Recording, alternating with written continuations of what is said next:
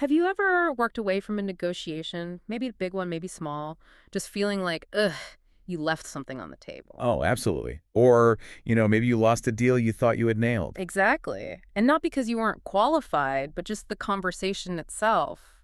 It didn't quite land, did it? It's such a common feeling. Yeah. And often I think it boils down to not quite getting the human dynamics playing out. That's a great point. It really shifts the focus, doesn't it? So today, we're diving deep into that whole world high-stakes negotiation. And we're using Chris Voss's book, Never Split the Difference, as our guide, negotiating as if your life depended on it. Hmm. Quite the title. It really is. And Voss knows high stakes. He spent, over 24 years as an FBI international hostage negotiator? Yeah, dealing with incredibly tough situations, the toughest people. I mean, can you imagine the pressure? Right. But what's amazing is how he takes those tactics, those tested and fire techniques. And makes them relevant for us. For business deals, for, I don't know, even tricky conversations at work or home. That's our mission here, really, to pull out the most practical, maybe even surprising bits from Voss's work. Kind of a shortcut, yeah, to help you be more persuasive, more effective in your own life. Exactly. Unpacking how to turn those tough talks into, wins, or at least better outcomes. Okay, so let's start with that big shift Voss talks about. Really embracing emotional intelligence. Right, because negotiation wasn't always seen that way, was it? Not at all. It's evolved, From ancient armies just using force, it became this crucial tool in the 20th century. Especially with things like hostage crises forcing the issue. That led to FBI units, didn't it? It did. And even the Harvard Negotiation Project back in 1979. A big deal. Okay, Harvard Negotiation Project sounds pretty definitive, but Voss found something missing, right? He did, and this is fascinating. You'd think Harvard had it all covered, but Voss pointed out they initially missed a huge piece. Raw human emotion. Like the unpredictable stuff. Exactly. How irrational we can be. Research by Tversky and Kahneman really highlighted this. You simply have to factor in emotional intelligence. Logic isn't enough. So that leads to things like active listening. Voss calls it a superpower. How does he mean that? It sounds simple. It sounds simple, but it's profound. He means really focusing on the other person's words, not jumping ahead with your own assumptions. Okay, so stop trying to finish their sentences in your head. Right. And, crucially, acknowledge their emotions. You don't have to agree with why they feel that way, but you acknowledge the feeling itself. Like, it sounds like you're frustrated. That opens things up without you giving ground. You're just showing you hear them. Precisely. And there's this amazing example in the book, a bank heist. Real-life hostages involved. Oh, okay. Voss was guiding an officer, Joe, on the phone with the kidnappers. And they used specific techniques. Like what? Things like using a calm, sort of late-night DJ voice. Slow, soothing, builds trust. Okay, I can picture that. And keeping the conversation slow-paced, making sure everyone understands. Plus, mirroring. Mirroring. What's that exactly? It's basically repeating the last few words, or the critical words the other person just said. Just repeating them back. Yeah, maybe framed as a question. It shows you're listening intently and encourages them to elaborate. And in that bank heist, it worked. The robbers released hostages, eventually surrendered, all through this kind of careful communication. Incredible, just these small shifts in how you talk. And building on that is what Voss calls tactical empathy and empathetic labeling. Okay, tactical empathy sounds a bit calculated. Well, it is strategic, but it's not fake. It's about genuinely trying to understand the feelings and motivations behind the other person's position, validating their emotion. So you say things like, "It seems like you're worried about X," or "I get the sense you feel this is unfair." You're naming the emotion. And that helps how? It lowers defenses. It shows you understand their world, their perspective, even if you don't agree with it. It makes them more open. There was another example, wasn't there? A manhunt. Yes. 3 fugitives hold up, refusing to communicate. High stakes again. What did Voss do? He used labeling and mirroring. Just talking to them through the door, acknowledging what they must be feeling. Fear, panic, feeling trapped. Even though they weren't talking back initially. Exactly. He didn't threaten. He just reflected their likely reality back at them. Yeah. And after 6 hours, they surrendered. No threats needed. 6 hours. Wow. He connects this to something called neural resonance, right? He does. It's this idea that our brains are sort of hardwired to pick up on and even mirror the emotions of others. Through tone of voice, expressions. Body language, yeah.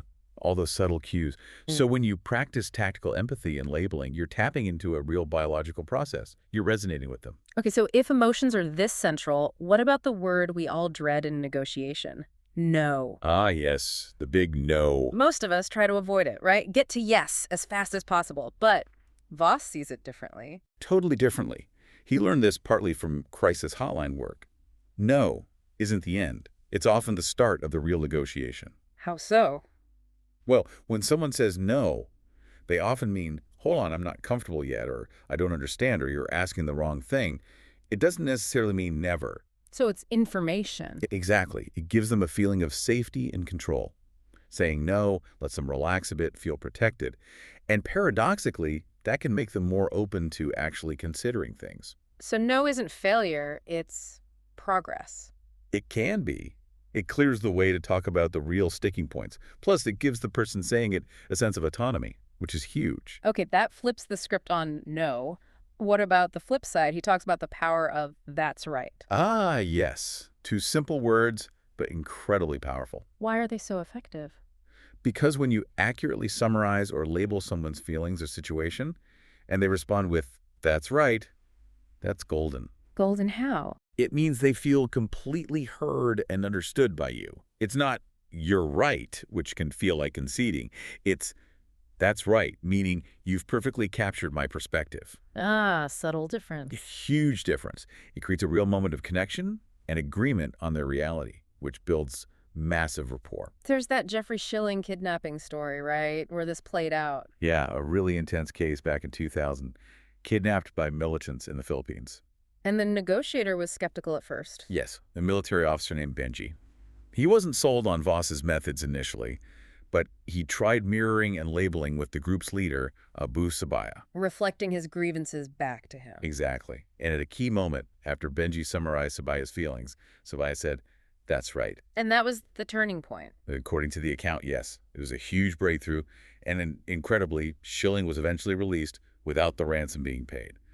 That's right moment was pivotal in building enough trust. Wow, just wow.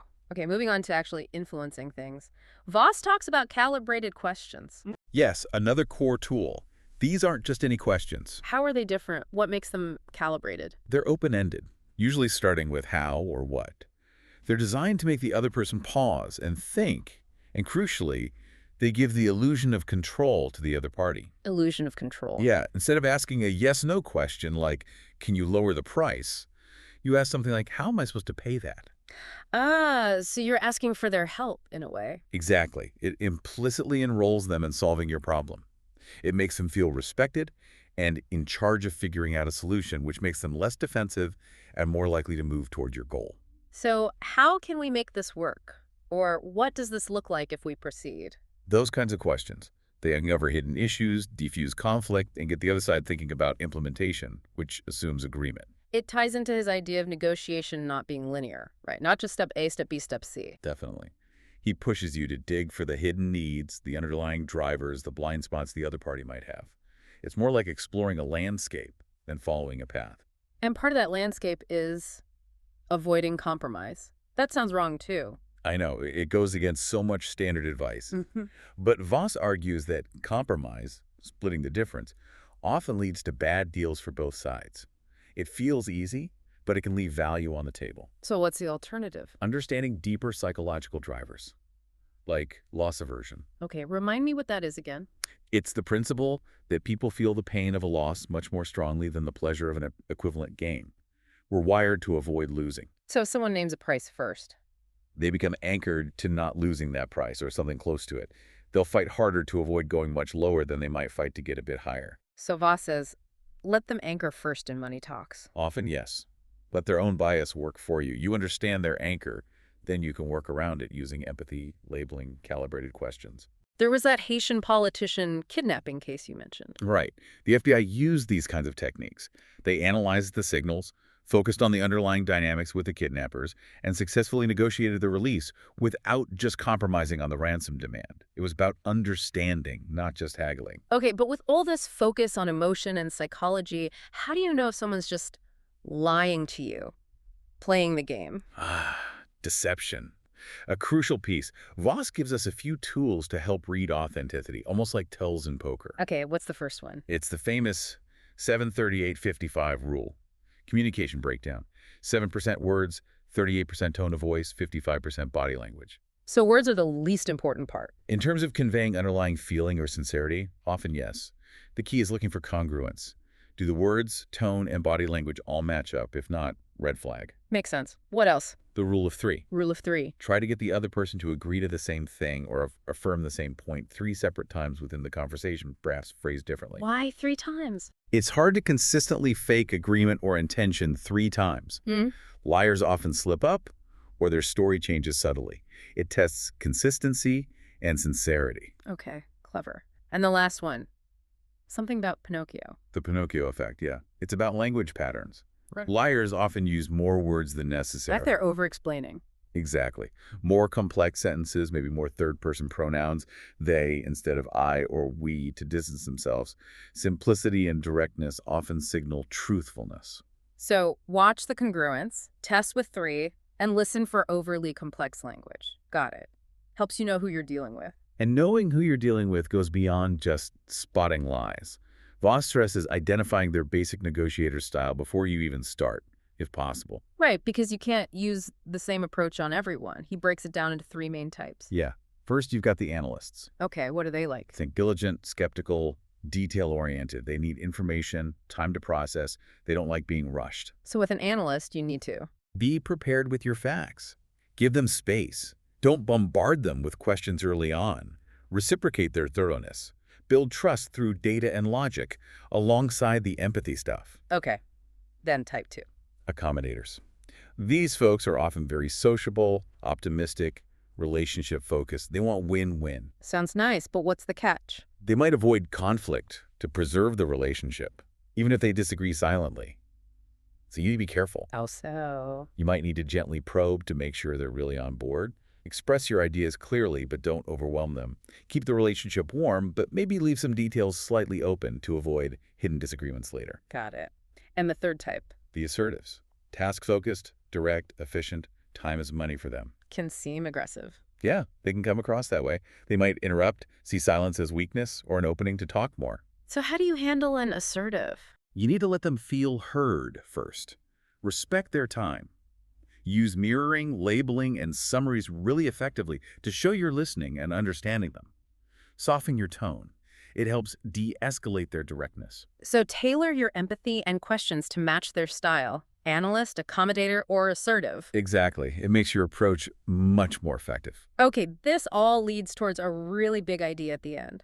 The black swan theory. Embracing the unknowns. Right. This comes from Nassim Taleb, but Voss applies it brilliantly to negotiation.